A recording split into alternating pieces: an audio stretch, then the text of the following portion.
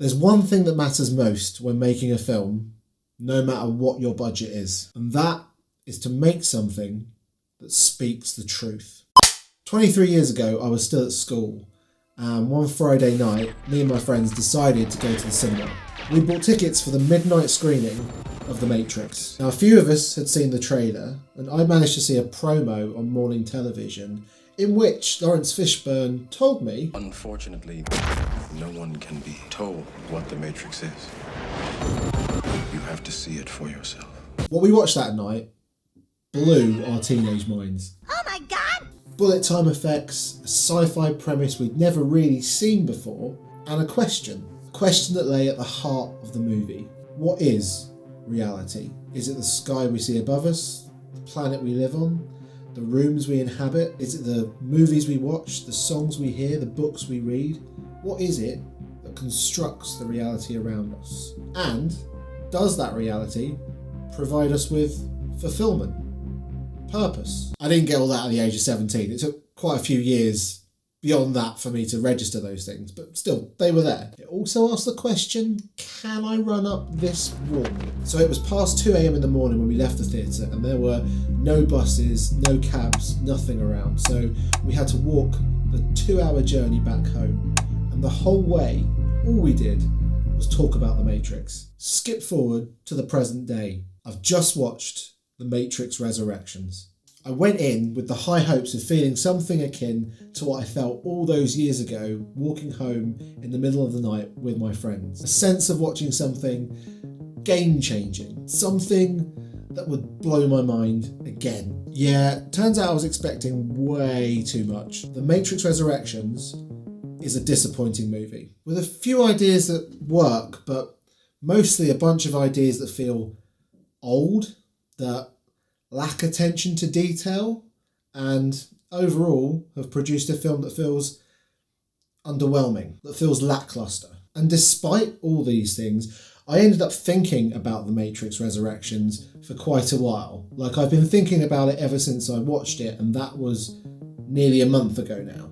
I also probably spent far too much time reading about it, reading reviews, reading what people were thinking about this movie online, mostly about how other people also felt let down by The Matrix Resurrections. But there was something else too. There was a growing feeling that Lana Wachowski, the only Wachowski to return for this Matrix, had perhaps, for some reason, made a bad movie on purpose. But why? Because there's one thing that matters most when making a film, no matter what your budget is, and that is to make something that tells the truth.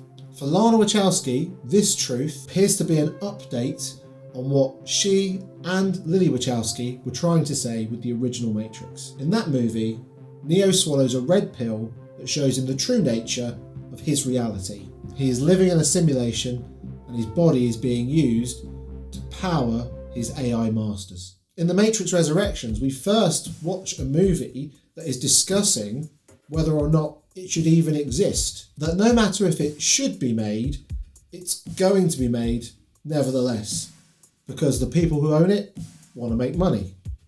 A lot of money. And once the ball starts rolling, Neo finds himself with one foot in the real world and one foot in the Matrix, on a mission to save Trinity. But this all feels like something we've watched before. In fact, we've seen this more than once, and watching it now is to watch a version with much less conviction. So if Lana Wachowski is making a Matrix movie that is disappointing on purpose, then what is she trying to say? If you watch The Matrix Resurrections, in fact, if you just watch the opening scene, then you'll find exactly what Lana Wachowski is trying to say. I'm going to propose that The Matrix Resurrections is in fact this movie's red pill. That its true meaning is to open its audience eyes to the kind of movies they are watching. And that in the opening sequence, the very beginning of this movie, Lana Wachowski makes her truth apparent. The opening scene shows the same opening scene from the original movie, only shown from the perspective of a new character, that of Bugs. Bugs watches someone who isn't Carrie-Anne Moss playing Trinity, acting out the same scene as she did before. The whole thing is sort of jarring. It's sort of irritating because it's not quite what we were expecting, and it's kind of disappointing because of that. And this idea is pinned down by the dialogue shared between Bugs and her holographic operator. Looks like old code. It feels really familiar. Bugs, this feels like a trap. You thinking this modal is a loop? Why use old code to mirror something new? Maybe this isn't the story we think it is. This movie feels like something you've watched before. Why make something new from something old if it's never going to be as good as the original? But that's where we are. We're actually stuck in a loop, consuming the same movies again and again. Movies that are copies of other movies. Movies that are copies of other movies. Our pop culture reality, the reality we construct from all the things that we consume, has brought us right here. Remaking unfulfilling versions of things that once really mattered to us, that once had something to say. Now that's a powerful message, and The Matrix Resurrections is a fairly expensive platform on which Lana Wachowski gets to tell this truth, her truth. And it's also a movie that's very hard to love, even knowing this about it, because it's so disappointing to watch. But in a strange way, it does remind me of another work of art that I think did something similar over 100 years ago. One that was created for much less, but also drew quite a negative reaction for what it looked like. Also one that's remembered over 100 years later. In New York in 1917, artist Marcel Duchamp bought himself a urinal. He flipped the urinal onto his back and signed it under the name R. Mutt. He then entered it into an exhibition for the Society of Independent Artists. Duchamp, who was a member of the committee himself, never openly discussed why he wanted to test the other committee members' principles of the society, one that said that if you paid your membership fee, then you had the right to show your work in the exhibition. But test them, he did. The majority of the committee decided that Fountain was unsightly, indecent even, and decided that when the exhibition opened, that it should be hidden behind a partition. But walking around the exhibition, Duchamp finally found his piece of work and had it photographed for a new magazine. The image that was published in that magazine caught on, and 100 years later, Fountain is considered one of the most important pieces of art from the 20th century.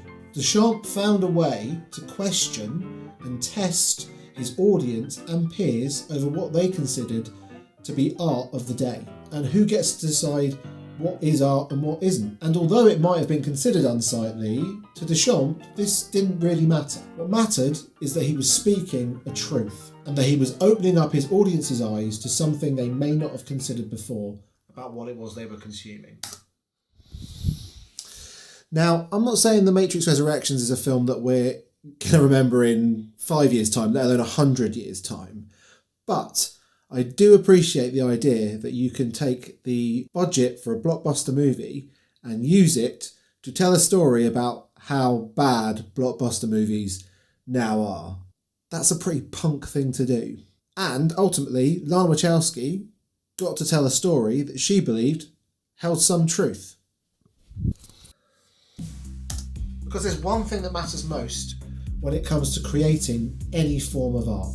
Whether that be a movie that cost nearly $200 million to make, or the price of a urinal in 1917. No matter what budget you have, you should always be making something that speaks the truth. Because that filmmaker is the only film really worth your making.